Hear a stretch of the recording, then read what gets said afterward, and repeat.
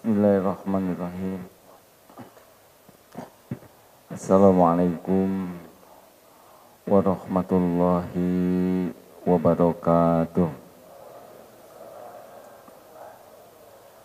Alhamdulillah, ya Allah, alhamdulillahi rabbil alamin.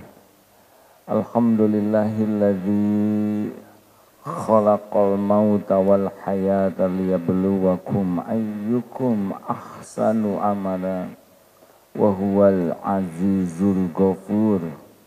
Allahumma shalli ala sayyidina Muhammad wa ala alihi wa ashabihi ajma'in. Ya Allah, ya Muhsin, ya Arhamar Rahimin, irhamna ya Karim. Allahumma inna nas'alukal huda wa tuqa wal afafa wal ghina. Allahumma nawwir qulubana ya nur binuri hidayatika kama nawwatal ardu binuri syamsika abadan abada birahmatika ya arhamar rahimin. Doa yang maha menata, berkahi majlis ini. Catatkan siapapun yang Engkau hadirkan menjadi hamba-hamba yang Engkau hujamkan hakul yakin padamu ya Allah. Hatinya selalu Engkau belenggu ingat padamu. Engkau hujamkan indahnya mencintaimu, dan Engkau gelorakan hati yang merindukanmu. Ya Allah, hati kami dalam genggamanmu. Engkaulah yang kuasa membulak-balik hati kami. Berkahi majlis ini ya Arhamar Rahimin. Amin ya Allah ya Rabbal Alamin.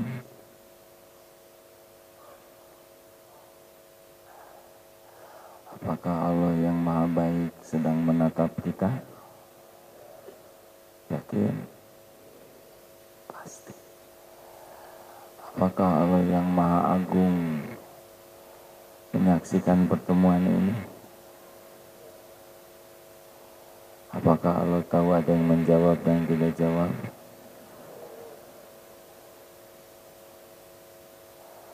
Apakah Allah yang maha perkasa tahu kesulitan kita?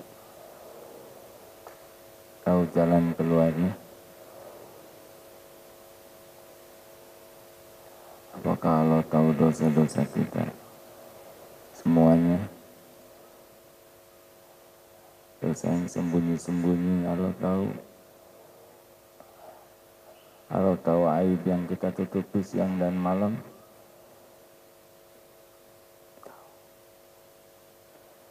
Hanya kemurahan Allah saja kita masih dihargai orang lain.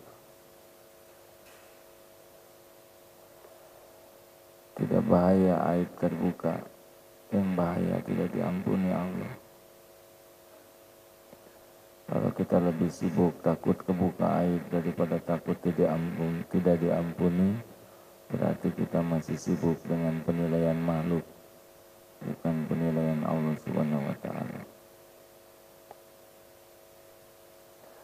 Apakah Allah tahu setiap lirikan mata? Tahu. Hadirin, ketika Rasulullah SAW ditanya, ya Rasul, mengapa engkau diutus ke bumi? Jawaban Rasulullah SAW yang mulia, innama bu'itsu liutammima makarimal akhlak. Sesungguhnya aku diutus ke bumi hanyalah untuk menyempurnakan kemuliaan akhlak. Beliau tidak mengatakan saya diutus ke bumi untuk mencerdaskan umat. Tidak diutus ke bumi untuk mensejahterakan umat. Tidak. Sesungguhnya aku diutus ke bumi untuk mengayakkan umat, tidak.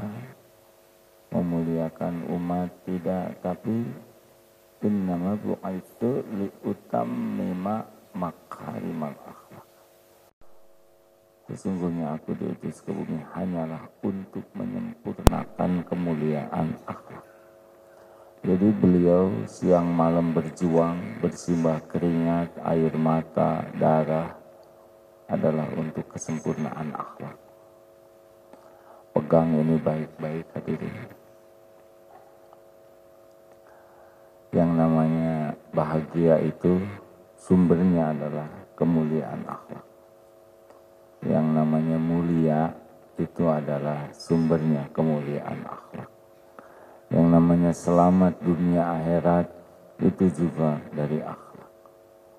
Makanya semua perintah agama ujungnya adalah kemuliaan akhlak. Dan semua perintah ibadah juga akhirnya adalah kemuliaan akhlak. Tidak ada timbangan yang paling berat di akhirat selain timbangan akhlak. Akhlakul mulia. Dan orang yang paling dekat dengan Rasulullah di yaumul qiyamah dan paling dicintai Rasul adalah orang yang paling mulia akhlaknya. Maaf saya gabungkan dari hadis-hadis ini ya. Ini sabda Rasul semuanya insya Allah. Dan orang yang akhlaknya mulia, dia akan memiliki derajat ahlul qiyam dan ahlus syam, ahli tahajud, ahli salat. Jadi sebetulnya inilah yang harus kita pikirkan. Kita ibadah supaya akhlak kita mulia. Seorang ibu-ibu ahli ibadah, hadisnya juga kita sudah dengar ini tentang wanita yang ahli ibadah mengurung seekor kucing, tidak diberi makan dan tidak diberi jalan untuk mencari makan. Hiya finnar, wanita itu di neraka. Artinya ibadah yang bagus tapi akhlaknya buruk, tidak ada nilainya. Akhlak.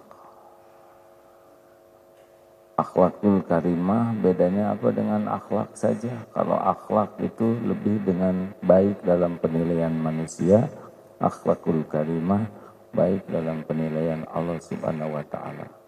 Artinya baiknya sudah sampai ke tingkat akidah. Ya, baiknya bukan baik hablum minanas saja, tapi hablum minanas baik karena hablum minallah. Ini yang membedakan hadirin. Karena kalau orang baik ke manusia tapi ke Allah menyekutukan Allah, dia tidak termasuk berakhlak baik. Jadi kalau kita merasa ibadah kita masih standar, ilmu juga masih banyak tertinggal, kejar akhlak. Karena timbangan terberat di akhirat itu adalah akhlak yang baik. Saudara, banyak yang amalnya bagus, tapi di akhirat muflis, bangkrut. Tahu yang bangkrut siapa? Yang di dunia banyak amalnya, tapi di akhirat dia defisit. Karena dia banyak menyakiti orang dengan lisan, tangannya. Sehingga tiap yang dizalimi berhak mendapatkan pahala dari orang tersebut. Ini bukan transfer pahala sembarangan, tapi kezaliman itu ada bayarannya.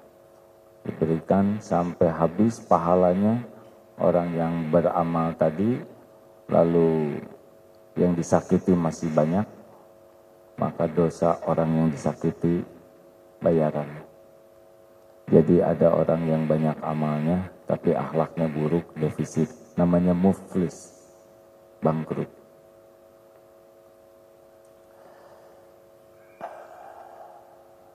Maka kita harus berpikir keras tentang akhlak. Akhlak itu apa? Akhlak itu secara sederhana adalah respon spontan yang tidak banyak dipikir. Saya mohon maaf ya, sedang duduk begini, mudah-mudahan sudah baik semua. Tapi belum ketahuan ini. Ini sedang setel soleh kalau begitu. Semuanya kalem, terutama yang dekat-dekat ini. Tenang. Tapi nanti kalau ada kejadian yang menyenangkan atau tidak menyenangkan, biasanya akan ada reaksi-reaksi kita yang tidak dipikir dulu, ya tiba-tiba keluar. Nah itulah sebetulnya lebih dekat kepada siapa kita yang sebenarnya.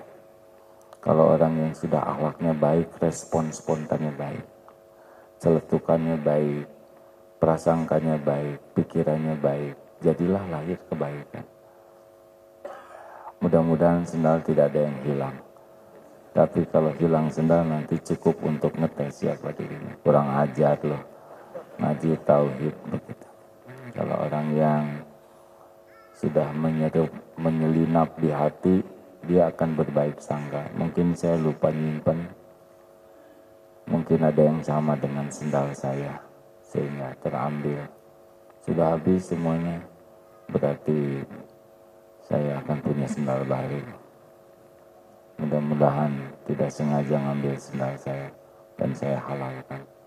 Ya Allah, kalau dia tidak sengaja, alhamdulillah. Kalau dia sengaja, saya maafkan. Mudah-mudahan ini yang terakhir ngambil sendal. Enak dengarnya? Enak dengarnya? Itulah kebaikan. Asma Allah yang kita bahas kali ini adalah Al-Muhsin, Allah yang maha berbuat baik. Dalam surat Al-Qasas ayat 77, A'udzubillahi minasyaitonirrajim, wa ahsin kama ahsanallahu ilaik. Dan berbuat baiklah kepada, ya berbuat baiklah, fa ahsin kama ahsanallahu ilaik, sebagaimana Allah telah berbuat baik kepadamu. Jadi kita memang disuruh berbuat baik. Allah maha baik dan Allah mencintai orang yang berbuat baik. Innallaha muhsinun yuhibbul ihsana ila kulli syai'. Sesungguhnya Allah itu maha berbuat baik, lagi mencintai berbuat kebaikan pada segala sesuatu. Dalam hadis ini hadisnya, oleh karena itu apabila kalian membunuh, misalkan dalam peperangan, maka hendaklah kalian melakukannya dengan baik. Dan apabila kalian menyembelih hewan, maka sembelilah dengan baik pula. Hendaklah seorang dari kalian mengasah pisaunya dan membuat nyaman sembelihannya. Jadi Allah Subhanahu wa Ta'ala itu benar-benar maha baik dalam segalanya. Apapun yang dilakukan Allah pasti kebaikan. Ya. Allah menciptakan hukum itu baik. Allah juga mendesain segala sesuatu baik. Ini adalah sebaik-baik. Buat saya, desain inilah yang terbaik. Jadi kita tidak usah ngarep-ngarep wajah yang lain. Ya, pertama tidak mungkin. Yang kedua, belum siap. Kalau kita dibuat lebih dari ini, belum tentu kita akan lebih baik. Benar? Tidak usah disuntik pakai apa tuh? Pakai botox dan sebagainya. Sudahlah. Mending dibasuh air wudhu saja. Hadirin, dalam segala hal harus baik. Kita ingin husnul khotimah, akhir yang baik. Agar akhirnya baik, ya sederhana saja. Mari kita biasakan baik-baik saja. Benar? Yang pertama adalah zon, prasangka kita harus baik. Karena di dalam Al-Hujurat ayat 12 sudah jelas. Ya ayyuhalladzina amanu tanibu katsiran minadz-dzann inna ba'dadz-dzanni ism. Hai orang yang beriman, jauhi prasangka. Nah, ini jatuhnya ke orang yang beriman, ya. Ada sebagian dari prasangka itu dosa. Sudah berprasangka baik. Yang pertama, prasangka baik harus ke Allah baik. Kita tuh milik Allah. Allah tuh maha baik. Semua yang dia lakukan kepada kita tuh pasti baik. Pasti baik. Pasti baik. Walaupun tidak cocok dengan keinginan kita, pasti baik. Pernahkah Allah berbuat jelek? Tidak pernah. Sudah sering ditanyakan di sini. Pernahkah Allah berbuat jelek ke kita sehari saja dalam hidup? Tidak. Sejam? Tidak. Semenit? Tidak. Sedetik? Tidak. Mau diapain aja pasti baik perbuatan Allah. Punya uang? Baik. Tidak punya uang? Allah sekarang ngambil uang kita, ketipu? Sehat? Baik. Kita dibuat sakit oleh Allah? Baik. Yang buruk itu adalah satu, prasangka buruk ke Allah. Dua, tidak ridho kepada takdir Allah. Itu yang buruk. Tiga, tidak mensyukuri hikmahnya. Masih ingat ini? Ini pelajaran yang lalu. Satu yang bikin kita sengsara adalah berburuk sangka ke Allah. Seakan-akan Allah melakukan keburukan ke kita. Yang kedua, tidak ridho, tidak nerima Allah berbuat sesuatu kepada miliknya. Yang ketiga, tidak syukur. Kenapa tidak syukur? Karena pasti di balik yang nggak enak itu masih lebih banyak yang bisa kita syukuri. Ingat ilmu jerawat, banyak orang menderita karena sibuk dengan mikirin jerawatnya, tidak nyukurin hidung, mata, telinga, kepala, pundak, lutut kaki. Kalau ada yang nipu ke kita, lebih banyak yang Allah sisakan.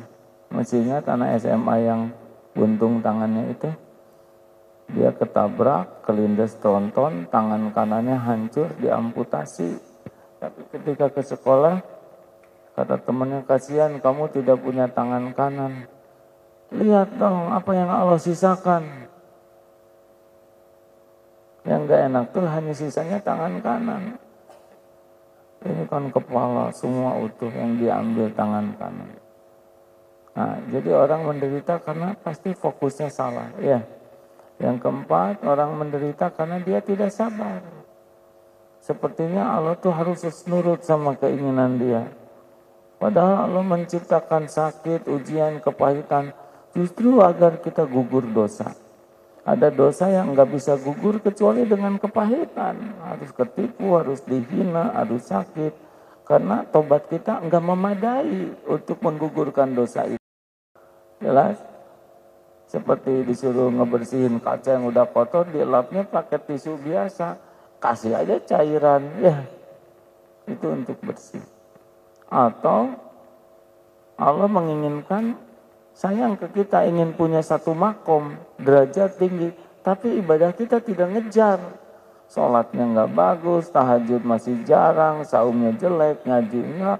Tapi Allah sayang ingin kita memasuki satu makom yang nggak terkejar pahalanya oleh ibadah, tapi terkejar oleh kepahitan. Karena dalam kepahitan itu besar pahalanya. Dosa gugur, pahala naik. Jadi baik. Nah, yang jelek itu adalah tidak sabar. Kayak lagi malam, jam 2 pengen cepet pagi, ini jelek ya. Jam diputar sendiri, tetap gelap. Kan kalau gulita malam itu nggak usah nunggu pagi, karena pagi itu ada waktunya. Kalau malam sedang gulita, tahajud. Kalau malam sedang gulita, itu ada yang spesial dalam gulita itu. Allah seakan turun ke bumi dan menantang kita. Minta ampun, ku ampuni, doa ku ijabah. Daripada kita mikirin pagi yang pasti datang pada waktunya, lebih baik manfaatkan gulitanya malam untuk tobat, munajat, sholawat, sholat. Masya Allah. Nanti si gelap itu jadi enak. Dan datang pagi dengan jamuan ampunan, udah diijabah doa. Tenanglah, hadirin, ya. Jangan pengen cepet-cepet sembuh. Kalau lagi sakit, belum waktunya. Ya. Masa nggak boleh? Minta sembuh boleh. Tapi kalau belum disembuhin, jangan rewel. Ya. Kenapa Allah belum ngelunasin utang saya? Ya, atuh nggak usah nanya ke saya. Ya bukan saya yang bayar. Kami berlima. Yang 4 kawan-kawan saya sudah punya jodoh. Yang 1 sholatnya telat terus. Yang 1 jarang puasa, yang 1 belum bisa ngaji, semua dapat jodoh. Hari saya yang tahajud nggak dapat. Kenapa nanya ke saya? Maksudnya mau nggak sama saya gitu.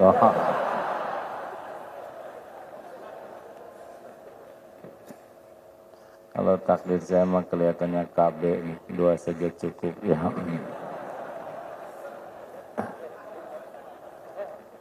Ketawanya secukupnya saja ya.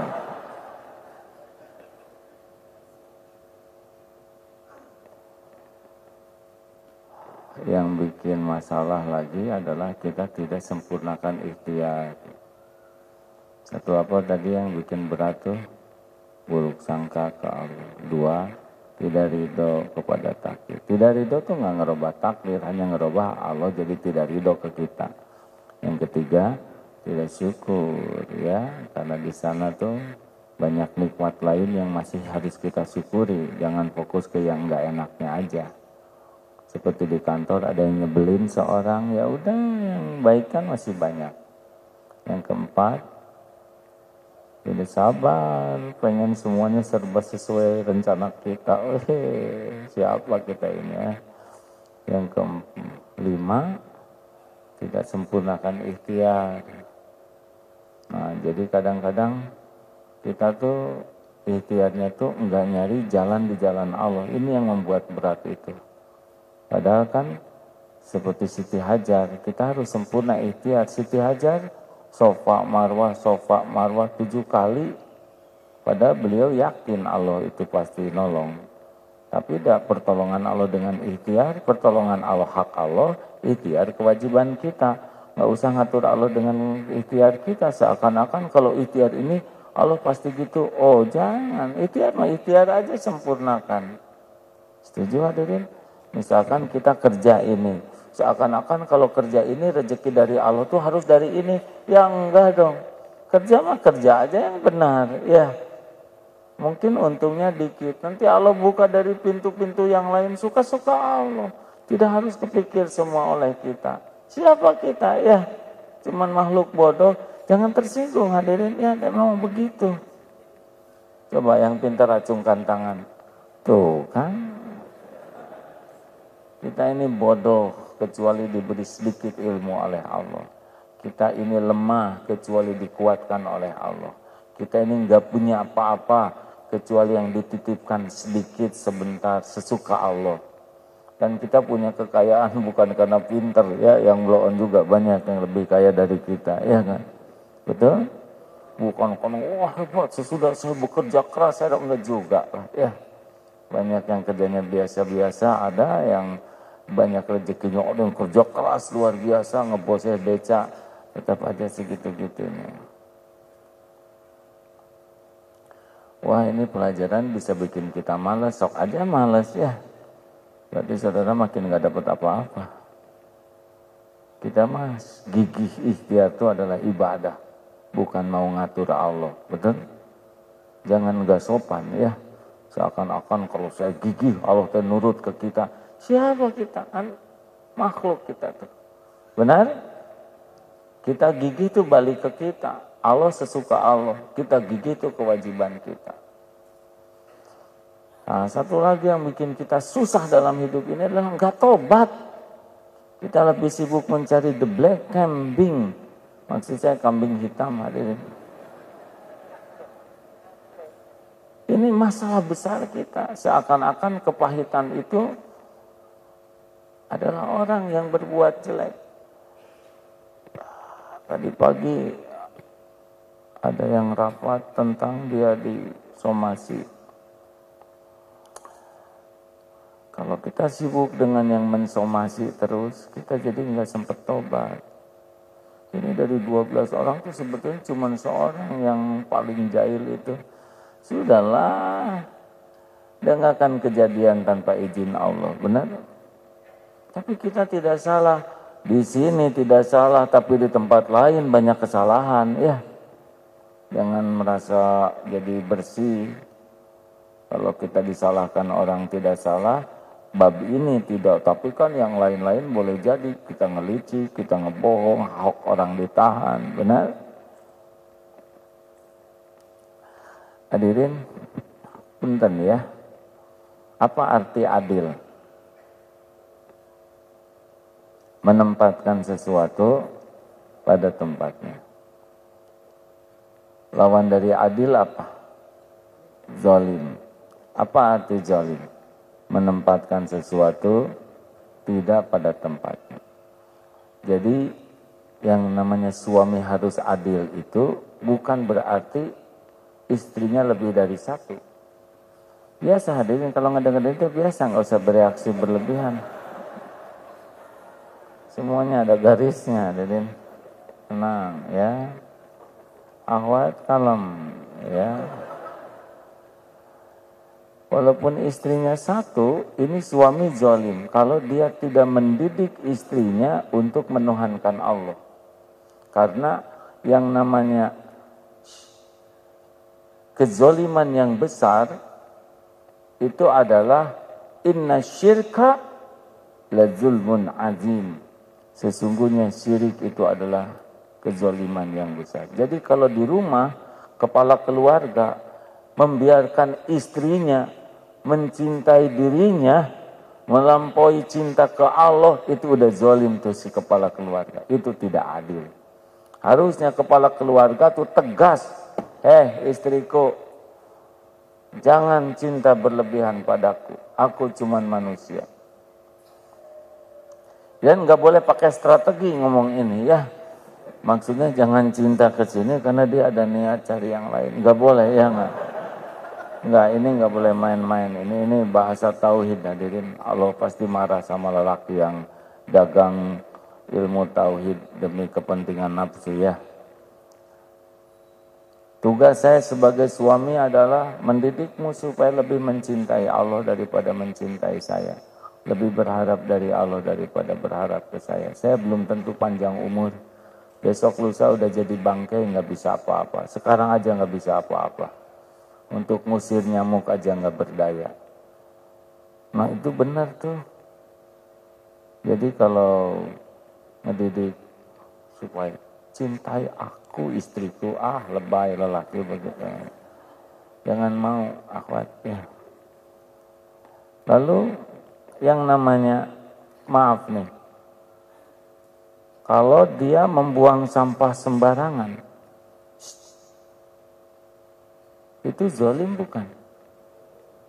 Menyimpan sampah tidak pada tempatnya itu zalim, hadirin.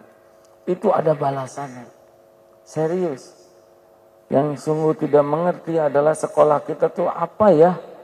SD 6 tahun, SMP SMA 6 tahun, kuliah 5 tahun, 17 tahun belajar hanya untuk tidak buang sampah sembarangan aja. Nggak bisa tuh. Itu kan kezaliman. Tempat bersih jadi kotor, tempat indah jadi enggak, nambah kerjaan sama petugas sampah, betul? Jangan anggap remeh buang sampah sembarangan. Mungkin orang tidak ada yang tahu. Allah tahu tidak? Jawab, tahu.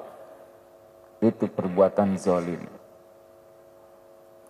Hisap rokok.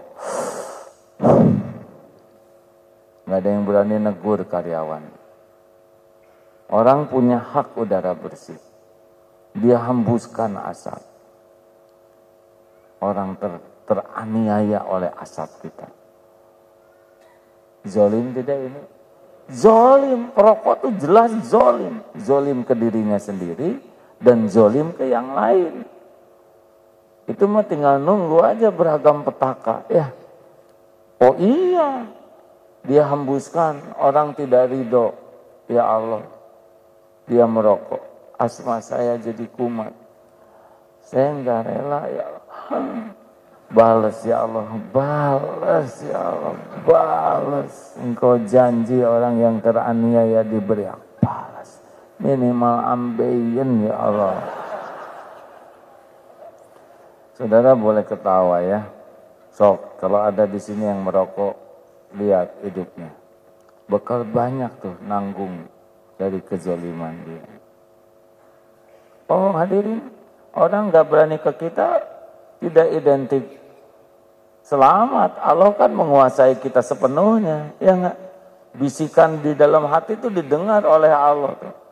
Termasuk parkir sembarangan, tempat sempit, parkir ngejepit. Oh itu mah petaka buat dia yang tiap yang lewat ini yang parkir sembarangan amit-amit singsatat lu rezekinya.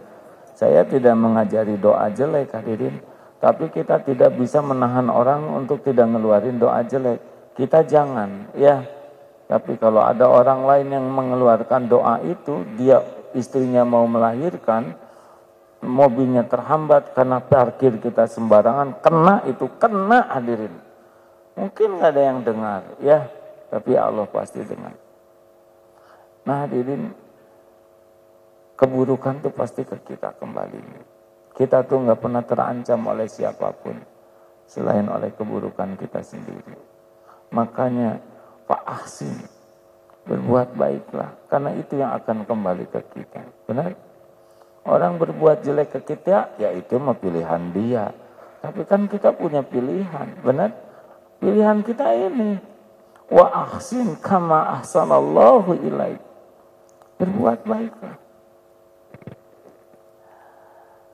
Jadi orang pelit ke kita, ya itu udah pilihan dia. Pilihan kita mah nggak pelit. Tapi enak aja dia, masa dia pelit kita masih dermawan. Ya atuh sok atau pelit lagi, ya itu pilihan saudara. Kalau kita mau diatur oleh keburukan orang, tiru ya. Dia melotot, kita melotot. Apa lu? Monyong, lu yang monyong. Ya kalau gitu mah nggak usah sekolah ya. Kalau cuma bisa niru kejelekan mah nggak usah capek-capek kuliah, nggak usah capek-capek ngaji, udah aja sana ya. Orang terpelajar itu adalah orang yang bisa memilih. Pilihan kita adalah apa yang Allah sukai. Setuju hadirin? Enak. Hati-hati seperti keran tuh ya, wudu. Wudu itu segini udah cukup, tapi dia buka keran. Boros, padahal dia infaknya dikit. Air boros, tidak pada tempatnya, zolim. Beneran. Zolim. Jangan main-main hadirin. Membuang air besar. Bukan membuang air besar ya. Termasuk masuk ke toilet. Ini beneran mumpung ingat nih. Dia buang air kecil, enggak disiram. Padahal itu udah zolim. Membuat orang sesudahnya jadi enggak enak. Benar? Apalagi menyimpan kenangan di sana yang orang yang siapa ini kurang ajar bener. Hati-hati hadirin. Semua kembali ke kita ya. In ahsantum li anfusikum wa in asatum falaha. Beneran hadirin. Enggak ada yang luput. Famay ya'mal mithqala dzarratin khairan yarah wa may ya'mal mithqala dzarratin syarran yarah. Pasti ada balasannya. Jadi kita nih tiap waktu tuh benar-benar terserah tabungannya. Makanya udahlah. Karena yang kalau kita in ahsantum li anfusikum. Jika kita berbuat baik, kebaikan yang kembali ke kita. Loh, saya udah berbuat baik, tapi saya dicurigai oleh kantor saya. Oh, itu mah urusan dia, ya. Malah saya udah jujur, saya dikeluarkan dari kantor. Memang dikeluarkan dari kantor keburukan. Siapa tahu Allah mau ngasih rezeki yang lebih berkah, ngasih lingkungan yang lebih baik. Jangan sok tahu hadirin, pasti kebaikan, buah dari kebaikan. Yakin? Saya di PHK, emang di PHK jelek? Yang jelek itu maling hadirin. Di PHK, saya dituduh, padahal saya tidak melakukannya, enggak apa-apa, tenang saja. Ya, Allah udah tahu kalau kita tidak melakukannya. Saya dikeluarkan, coba nanti lihat. Ya, bagaimana nanti Allah memberikan sesuatu yang lebih berkah. Tenang hadirin, ya. Kita ini dengan Allah yang maha baik, yang tidak pernah salah perhitungannya, yang tidak pernah mengecewakan balasannya. Ya Bu, Ibu, kata, kamu jadi istri, gak ada gunanya sama sekali, gak mungkin, anak udah 5 ya. Tenang. Baik aja ya. Zon harus baik ke Allah. Husnuzon. Zon juga harus baik ke orang yang beriman. Cari 1001 alasan berbaik sangka. Enak. Kalau ada janji datang jam 7. Jam 7 belum datang jangan. Wah dia ingkar janji. Enggak enak nanti hati. Mungkin dia sedang nolong orang lain di jalan. Atau mungkin ibunya sakit. Tapi kan harusnya nelpon. Boleh jadi baterainya habis. Atau enggak sempat nelpon. Jam 8 baru datang. Dari mana nih? Gimana, ada masalah? Enggak, ketiduran aja. Mudah-mudahan ini terlambat yang terakhir. Sesudah kita udah baik sangka, ternyata dia ngaco, nggak ada masalah. Setidaknya selama kita baik sangka, kita bahagia, benar? Betul hadirin? Nggak ada ruginya baik sangka. Gimana kalau kita berbaik sangka, kemudian kita ditipu? Oh, Allah tahu kita baik sangka karena Allah, ya. Allah tahu siapa yang mau nipu kita. Allah tahu siapa yang mau ngejahatin kita. Tahu. Tidak ada yang tidak diketahui Allah. Udah cerita di sini belum tentang yang mau pinjam uang itu? Kawan-kawan udah belum? Sebetulnya kalau ada yang udah dengar, dia yang cerita. Supaya efisien. Ya. Jadi, suatu saat, udah lama ini. Tahun 90-an. Ada tamu mau pinjam uang. Untuk apa? Ayah saya mau dioperasi. Aduh, saya repot nih. Orangnya baru datang. Ya Allah, benar atau tidak? Engkau tahu yang sebenarnya. Kalau memang rezeki dia ada di saya, jangan biarkan saya jadi kikir menahan rezeki dia. Tapi kalau memang dia bohong, engkau maha tahu. Saya berbaik sangka karena engkau lah yang menyuruh. Dah, temuin lagi. Di rumah sakit mana dek? Disebutkanlah di rumah sakit Al-Islam. Baru ingat bahwa kita juga ada santri yang jadi suster perawat di rumah sakit Al-Islam. Oh, cari-cari santrinya di mana. Ternyata santri itu sedang piket di rumah sakit. Maha suci Allah. Sesudah ditanya nama, kita cross check ke sana, ya, tidak ada. Artinya bohong. Kenapa dia pakai nyebut Al-Islam, ya? Kan banyak nama rumah sakit yang lain, betul? Advent, Boromius, atau apalah ya. Tapi dah oleh Allah yang maha tahu segala-galanya diatur. Terlintas aja Al-Islam. Karena Allah tahu perawat kita lagi jaga di sana. Jadi kebongkar. Jadi kalau kita husnuzon karena Allah, tanggungan Allah yang akan menjaga kita. Jelas Bu? Jadi kalau suami pulang malam gitu, husnuzon saja. Mungkin ikut pengajian, di pengajian A'agim, nggak mungkin ya. Sekarang seudon capek, mending husnuzon aja. Ke Allah husnuzon, ke orang yang beriman husnuzon. Cari 1001 alasan ya. Dan Allah tahu lintasan hati kita. Ayo sekarang mikirnya juga mikir baik. Kayak dolar sekarang berapa? 14.000. Tapi kemarin sudah ada dolar di bawah 10.000. Bahkan ada di Semarang kemarin dolar di bawah 5.000. Jadi simpen dulu dolar, terus simpen 5.000 di atasnya ya. Alhamdulillah sekarang dolar di bawah 5.000.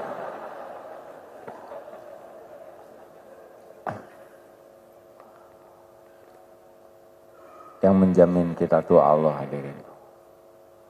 Kita jengkel dengan dolar naik, tidak menyelesaikan apa-apa, benar? Pertama dolarnya nggak punya. Yang kedua, yang menjamin kita tuh Allah. Kalau memang nanti ekonomi makin sulit, ya kita mah keperluannya sebetulnya nggak terlalu banyak, ya. Tetap tawakal ke Allah. Jangan sampai kotor pikiran. Ini sih gara-gara salah milih presiden. Jadi ganti nggak presidennya? Enggak juga kan. Kabinet yang ngararaco. Nanti saudara jadi menteri. Hematlah. Siapa kita ini cuman rakyat, benar? Nggak punya data, nggak punya fakta. Jaga aja pikirannya baik. Pasti ada hikmah. Tiba-tiba ekonomi sulit, pemasukan berkurang. Tingkatkan amalan-amalan. Sholatnya diperbaiki, tobatnya diperbaiki. Masya Allah, pasti ada jalannya. Karena Allah mah, lihat di Palestina, dari Mesir, terowongan dihancurkan. Israel dipasang benteng, jalur Gaza. Ya. Tapi Allah ngasih rezekinya banyak jalan. Persenjataannya jadi makin lengkap, makin canggih, roket bisa dibikin, kan nggak masuk di akal, benar? Diserbu oleh Israel nggak hancur-hancur, malah banyak yang jadi hafiz. Kita juga Masjid Darut Tauhid sekarang jadi di sana sudah dibangun. Ya saudaralah yang berinfaknya ya. Ya karena yang ngatur rezeki itu adalah Allah. Jangan banyak mikir negatif ya. Isi lagi negatif mati. Sekarang kalau ingin husnudzon, bicara yang baik-baik saja. Baik. Baik. Falyakul khairan aw liyasmut. Tidak usahlah segala dikomentari ya. Artis nikah, kenapa milih yang itu? Emang harusnya milih siapa? Saya. Udahlah, tidak usah baca ini dikomentari, nonton itu dikomentari, ketemu orang dikomentari. Hemat bicara. Biasakan yang baik-baik saja. Supaya apa? Supaya matinya baik mulutnya. Ya. Dan sebaik-baik omongan adalah zikrullah. Subhanallah, astagfirullah. La ilaha illallah. Ini minimalisir ngobrol itu kecuali yang manfaat. Setuju? Kan hadisnya tuh bergabung. Orang yang paling dicintai Rasul dan paling dekat di yaumul kiamah adalah orang yang paling mulia akhlaknya dan paling dibenci Rasul dan paling jauh dari Rasul adalah orang yang banyak bicaranya. Bicara tidak manfaat. Rekan-rekan tidak gampang bicara, termasuk ceramah ini. Ngomong bisa benar dalilnya, tapi niat belum tentu benar. Bisa bicara begini belum tentu berpahala nih. Ada ujubnya, merasa sudah melakukan dan menceritakan dengan nada seakan sudah melakukan, padahal belum. Itu kan bahaya. Di dalam amal itu bisa ada maksiat. Oh. Allahu Akbar, Allahu Akbar. Semua orang senang. Apakah yakin dia ingat Allah? Belum tentu. Siapa tahu dia ingat calon mertua yang lagi ada di sana. Hayya 'alas shalah. Dia lagi mengagumi suaranya sendiri. Allah tahu itu. La ilaha illallah. Tidak ingat ke Allah. Dia memenuhankan kedudukan sebagai muadzin. Apakah jadi imam langsung jadi soleh? Belum tentu. Bismillahirrahmanirrahim. Baca ayat yang panjang. Di hatinya, nih nggak ada tandingannya. Nggak ada yang lebih panjang selain bacaan saya. Seperti gempor, karena target dia mengalahkan imam maghrib yang tadi. Maghrib panjang, di isya harus lebih panjang. Jadi pertempuran dalam sholat itu. Korbannya jamaah. Sangat tidak mudah. Apalagi dakwah. Ya, ingin kelihatan jamaah banyak, ingin kelihatan dakwahnya mengagumkan, ingin kelihatan menggetarkan. Kita ini benar gitu. Ya, mungkin pas waktu itu, tapi tidak. Atau muhasabah. Ada yang muhasabah tuh targetnya orang pada menangis. Dihitung berapa yang ngejerit, berapa yang pingsan. Ketika nggak ada yang nangis, sudah sebebal semua. Itu teh. Semuanya kepalsuan. Ya, nggak harus nangis kok. Yang penting mau diijabah oleh Allah, betul? Jadi dalam taat aja bisa ada maksiat. Jangankan taat ada orang, taat nggak ada orang bisa maksiat tuh Pak. Lagi itikaf, orang-orang pada tidur, dia bangun sendiri, langsung ujub, ya Allah. Saksikanlah, jam 2 ini cuman saya yang bangun. Ampuni mereka seluruhnya ya Allah. Dan dia tidak berharap yang lain bangun, karena dia ingin soleh tunggal ya. Dalam kesendirian aja bisa ujub, bisa takabur. Kalau nggak peka, benar kan? Oh benar. Kalau nggak belajar terus ilmu hati mah udah kita tuh maksiat seumur-umur. Nah, mendengar juga yang bagus-bagus aja lah, ya. Nasyid. Ini saya minta maaf cerita ini ya. Jadi karena sudah agak senior, umur 53 mau 54, jadi pengen sehat lagi. Karena Rasulullah itu usia 54 pertempuran pertama. Wah, masa saya lemas? Akhirnya fitness, ada PT-nya, waduh enak. Tapi hati kecil tuh nggak pernah tenang. Pertama di tempat fitness tuh orang pakaiannya macam-macam, ya. Nggak bisa enggak kelihatan itu. Lewat sana, lewat sini. Aduh, saya pikir otot menguat, iman melemah nih ada.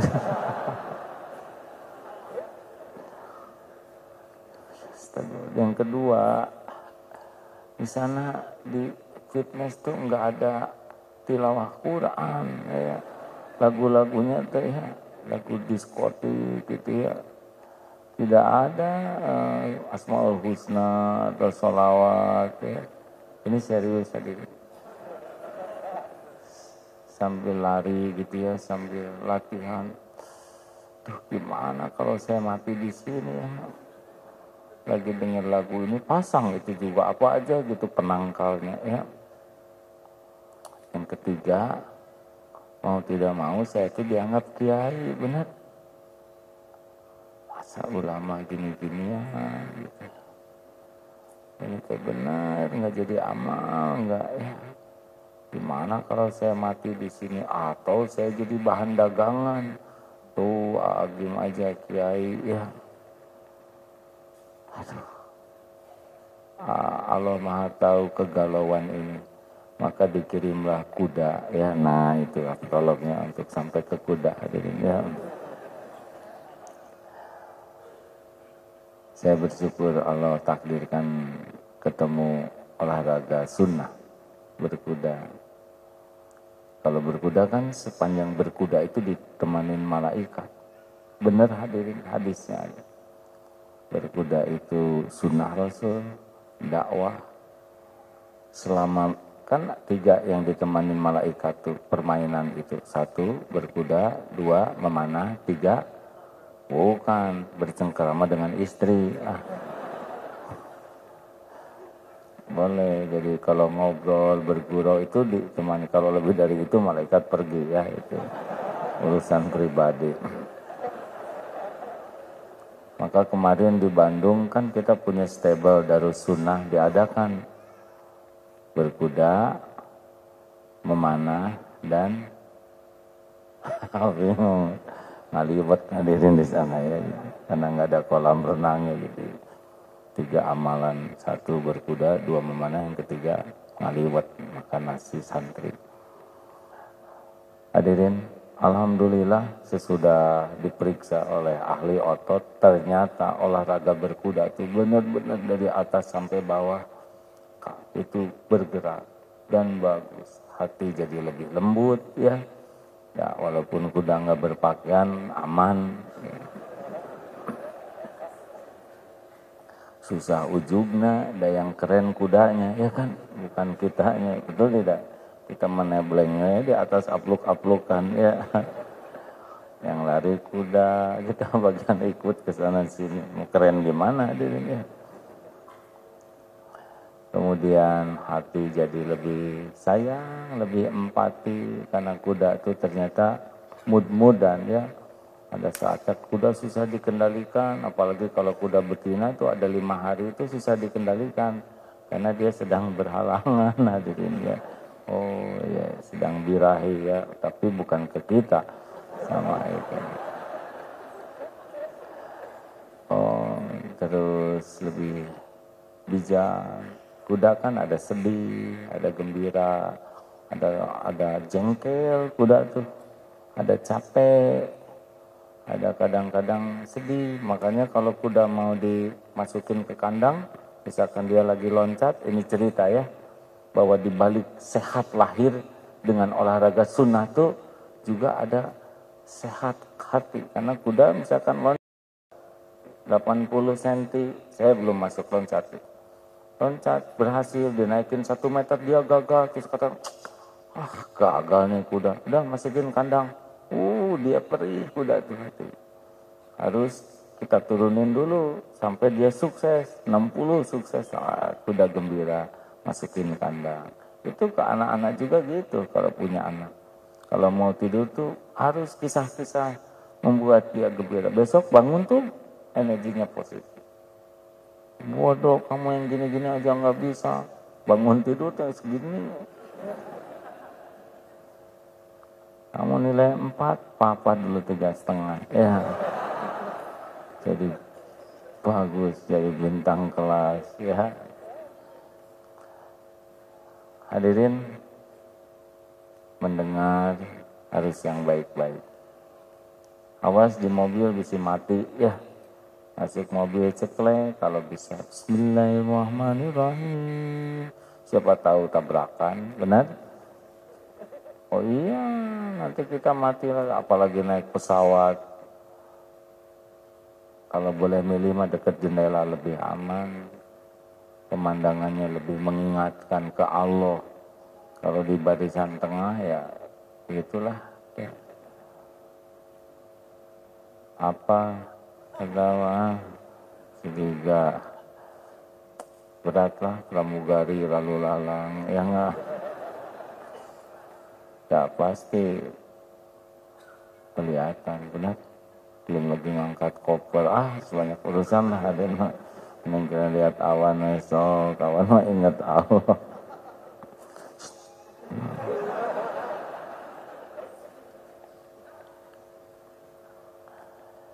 Hadirin, pikiran baik, bicara baik, dan juga jangan lupa ngebalas keburukan dengan baik ya. Idfa billati hiya ahsan. Jangan tertarik membalas keburukan dengan keburukan. Jangan ya. Dia ngomong jelek, ya udah itu pilihan dia. Kita ngomong baik-baik aja. Setuju? Tapi dia mendengki ke kita, ya nggak apa-apalah. Nah, rezeki kita mah nggak bisa diambil oleh yang sebel ke kita. Halo? Kalau Allah mau ngasih ke kita, ada yang bisa ngalangin nggak? Jawab. Jawab hadirin. Jangan bikin emosi ya. Kalau Allah mau ngasih ke kita, bisa dihalangin oleh yang dengki ke kita enggak? Kan? Bisakah ketukar rezeki kita? Ya. Kalau kita dagang sebelahan dengan yang sama jenisnya, mungkinkah rezeki kita pindah ke dia? Enggak. Mungkin buktinya dia nawar ke saya, beli ke situ, berarti rezeki dia, ya nggak? Kita rezekinya ditawar. Tapi bukan hanya nawar, dia nyobain, berarti rezekinya dia nyobain punya saudara ya. Udah nggak apa-apa. Nggak usah iri dengki segala. Biasa aja. Emang Allah bingung ngasih rezeki hambanya, kan? Tenang, keep cool, ya. Apa? Kulkas, ya. Gimana nih sekarang bisnis banyak persaingan, tetap baik-baik. Bahkan kalau bisa ya, ke kita udah beli misalkan 10 ini pesaing kita, kompetitor sebelah. Ini kan hamba Allah yang di sebelah tuh. Hei, yang dagang di sebelah kita tuh hamba Allah, ciptaan Allah. Allah yang ngasih rezeki. Dia punya istri, punya anak, mau sekolah, bayar kontrakan, nabung buat ini itu.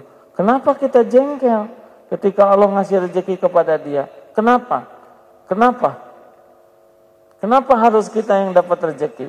Enggak tuh. Biarlah Allah ngasih ke dia. Ya tapi saya hari ini nggak dapat. Emang nggak ada rezeki dalam bentuk uang. Tapi rezeki ridho, rezeki bahagia. Lihat dia dapat rezeki, kita dapat pahalanya. Jangan uang nggak dapat, dosa yang dapat ya.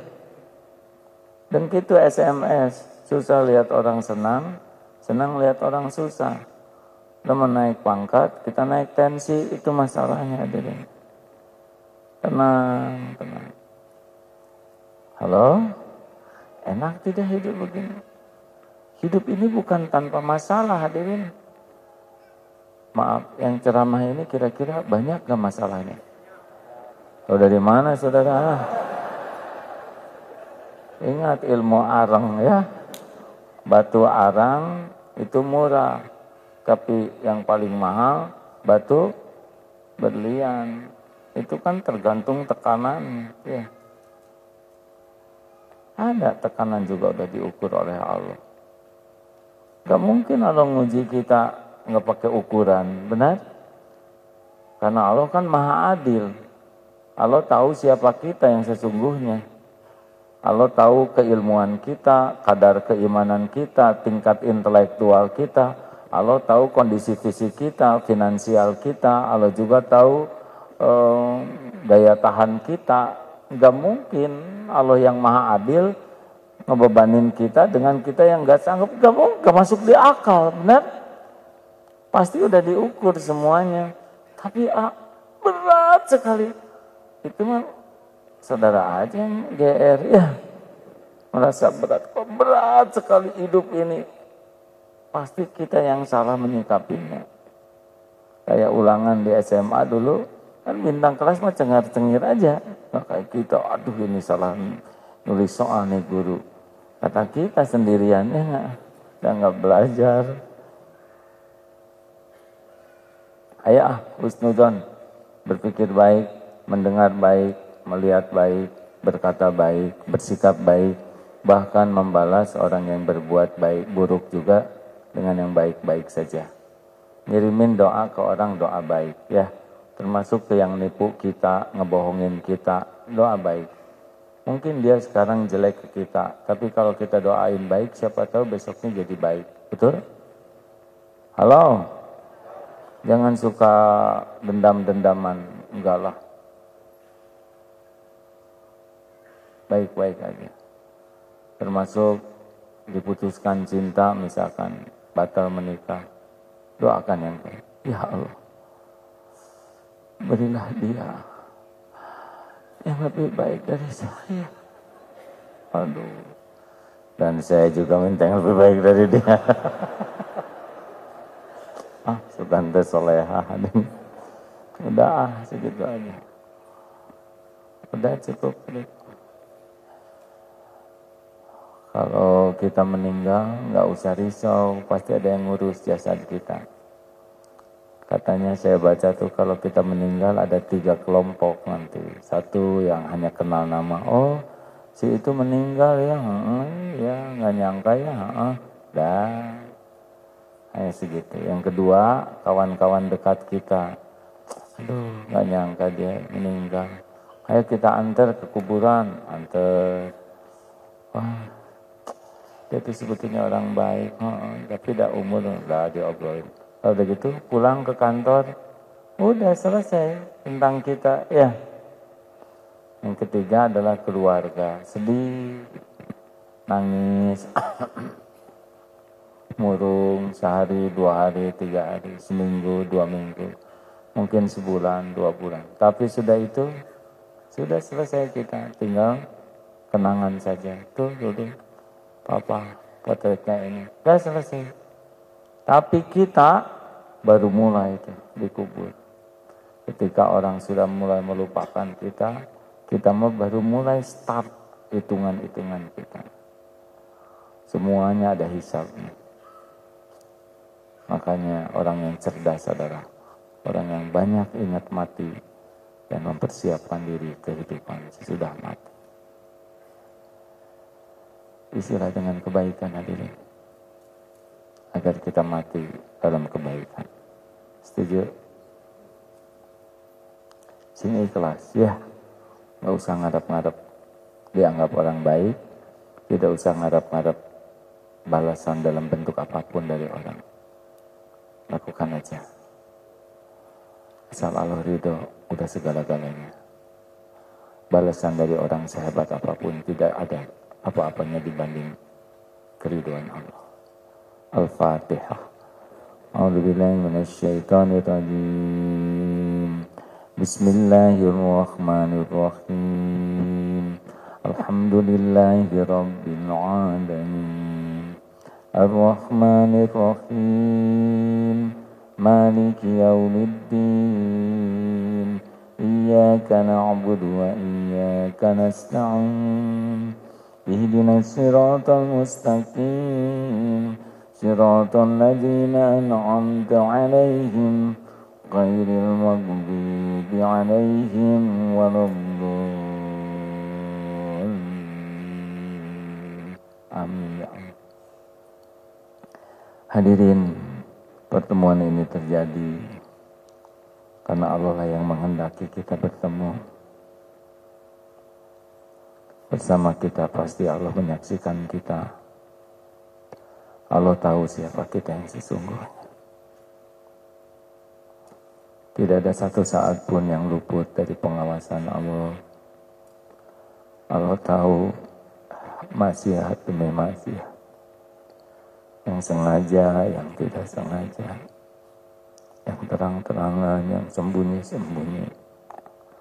Allah juga melihat dosa yang berulang-ulang yang kita lakukan. Padahal kita tahu itu dosa. Padahal kita sudah berusaha minta ampun. Allah tahu kapan hidup kita berapa lama lagi. Karena dialah yang menjatahkan hidup ini. Hari berganti hari, semakin dekat dengan saat perpisahan. Mudah-mudahan kapanpun hidup kita berakhir, Allah sudah mengampuni semua dosa kita. Tanpa ampunan Allah, kita pasti binasa. Mudah-mudahan umur yang tersisa ini bisa menebus semua dosa dan bisa jadi bekal pulang kita. Marilah kita istighfar hadirin. Astagfirullahaladzim. Astagfirullahaladzim. Astagfirullahaladzim. Istighfarlah hadirin sambil buka lembaran-lembaran kita. Lembar-lembaran kelam. Mintalah ampun kepada Allah yang maha dekat. Siapa tahu malam inilah Allah membersihkan kita dari dosa. Allah janji majelis ilmu, majelis zikir adalah salah satu tempat Allah mengampuni hamba-hamba. Istighfar yang selama ini hidupnya berumur maksiat. Istighfar yang punya Tuhan yang lain selain Allah. Yang menuhankan harta duniawi ini. Atau menuhankan penilaian makhluk. yang hidupnya lebih sibuk mencari kedudukan di hati orang, bukan di sisi Allah. Astagfirullah. Istighfar yang penuh kemunafikan, yang hanya membagus-bagus topeng dalam hidupnya, padahal isinya penuh kebusukan. Istighfar yang sering zalim kepada orang tua, yang air susu dibalas air tuba.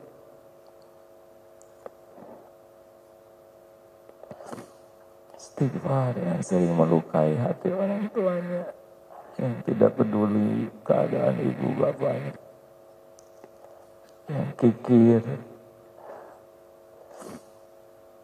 yang jarang mendoakan dengan tulus. Istighfar hadirin yang pernah mendekati zina, Allah tahu. Yang matanya berzina,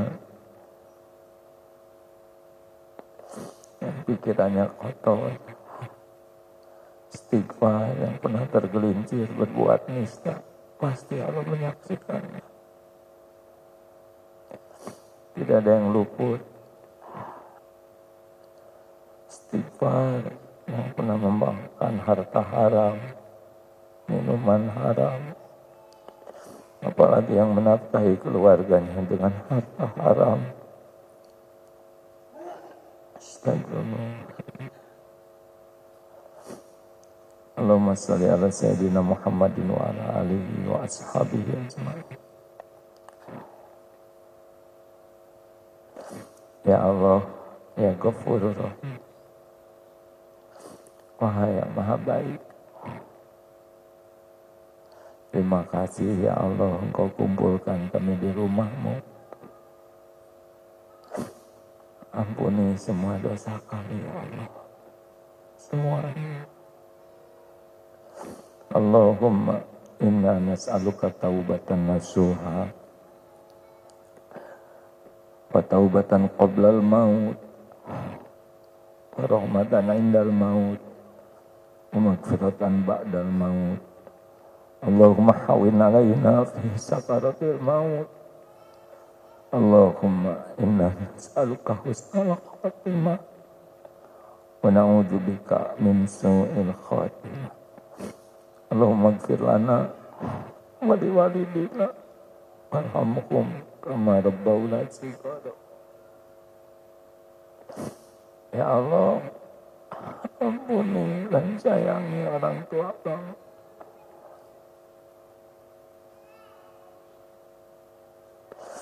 Kami mohon kepadamu, Wahai yang Maha Baik, selamatkan orang tua kami. Berkahi sisa usianya, jadikan husnul khotimah akhir hayat. Lapangkan kuburnya, ya Allah. Ringankan hisab, didikan ahli surga. Tolongkan kami jadi anak yang tahu bakti, tahu balas budi.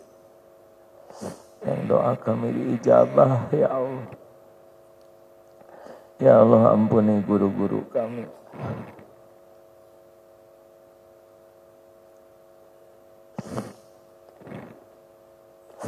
Hamba-hamba yang menjadi jalan kami mengenalmu.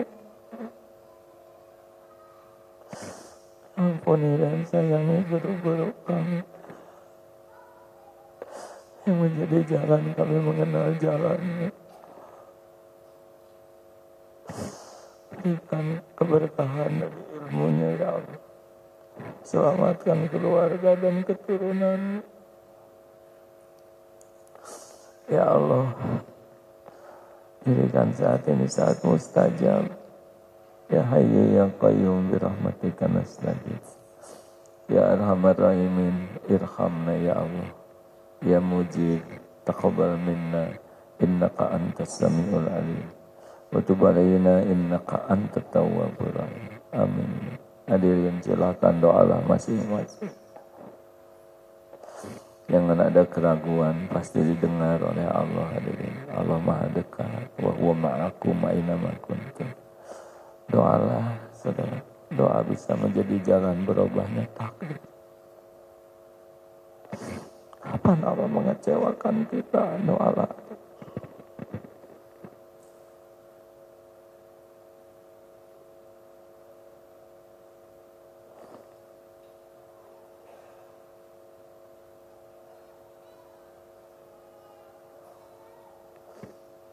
Amin ya Allah. Amin ya Karim. Kabulkan ya Allah. Taqabbal minna ya Allah. Allahumma inna na'udzubika min an nusyrika bika syai'an na'lamu wa nastaghfiruka lima la na'lamu.